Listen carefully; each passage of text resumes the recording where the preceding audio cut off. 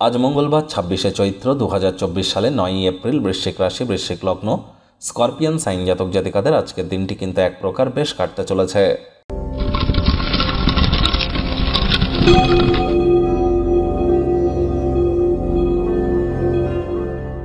ভিডিওটির শুরুতেই আপনার স্ক্রিনে দেখতে পাচ্ছেন মঙ্গল গ্রহের বীজ মন্ত্র ওম ক্রাং ক্রিং ক্রং সভমায় নমঃ।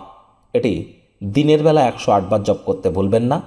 লাল রঙের বস্ত্র পরিধান করুন, হনুমানজির নাম জপ ধ্যান আরাধনা করুন।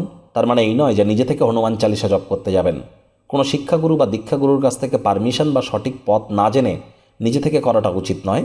হনুমানজির বীজ মন্ত্র, হনুমানজির একাক্ষরী মন্ত্র, প্রণাম মন্ত্র এগুলি আপনারা জপ করতেই পারেন। হনুমান মন্দিরে গিয়ে নাম গোত্র ধরেও পুজো দিতে পারেন।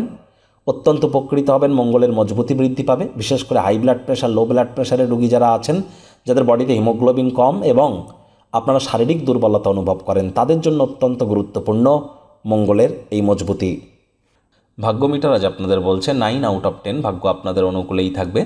শুভ সংখ্যা থাকছে 3, শুভ রং থাকবে হলুদ। আজ কায়িক পরিশ্রম হলেও শরীর মনে সতেজতা এবং তরতাজাই আপনারা অনুভব করবেন। দীর্ঘদিনের পুরনো রোগশোক, অসুস্থতা থেকে আজ মুক্তি পাওয়ার দিন, পরিত্রাণ পাওয়ার দিন। অর্থগত ব্যাপারে আয় ইনকাম আজ আপনাদের বাড়তে চলেছে। ঘনিষ্ঠ বন্ধুবান্ধবদের সহযোগিতায় আর্থিকভাবে আপনারা লাভান্বিত কিন্তু হতেই পারেন। নতুন উদ্যোগ পরিকল্পনার পাশাপাশি নতুন নির্মাণ কার্যের শুরুয়াত আজ করা যেতেই পারে। চাকরিজীবী যারা আছেন, অফিসে কম কথা বলে কাজ বেশি করুন, মনের থেকে মস্তিষ্ককে বেশি দাম দিন। বস কলিগদের সাথেও ভাব ভালোবাসা বাড়বে, কর্মে গতি অনুভব করবেন। নিজের মেধা, দক্ষতা, ট্যালেন্টের দৌলতে প্রশংসার পাত্রপাত্রীও আপনারা হতে চলেছেন। রাজনীতিবিদ যারা আছেন, জনসংযোগ বৃদ্ধি করুন, সমাজে পপুলারিটিও বাড়বে। শিক্ষার্থী বিদ্যার্থীরা যে কোনো প্রকার পরীক্ষা প্রতিযোগিতায় অংশগ্রহণ করলে অবশ্যই সফল হবেন। বিজনেসম্যানেরা ঘনিষ্ঠ বন্ধুবান্ধবদের সহযোগিতায় বিজনেস ওরিয়েন্টেড কোনো ঝামেলা থেকে রিলিফ পেতে চলেছেন। আর যারা রাজনীতিবিদ আছেন তাদের যেমন দিনটি ভালো, হাউসওয়াইফ যারা আছেন তাদেরও দিনটি ভালো। গৃহের কর্ম সম্পূর্ণ করবার পর নিজের জন্য পর্যাপ্ত পরিমাণে সময় সুযোগ পেয়ে যাবেন। সময় সুযোগের সদ্ব্যবহার করুন। সন্তান সন্ততি থেকে থাকলে তারা তাদের কৃতিত্বের দ্বারা আপনাদেরকে গর্বিত অনুভব করাবে। প্রেমিক প্রেমিকা, স্বামী স্ত্রী উভয়ের ক্ষেত্রেই বলবো, ফুল ফুটুক আর না ফুটুক, আজ আপনাদের প্রেমের বাগানে বসন্ত।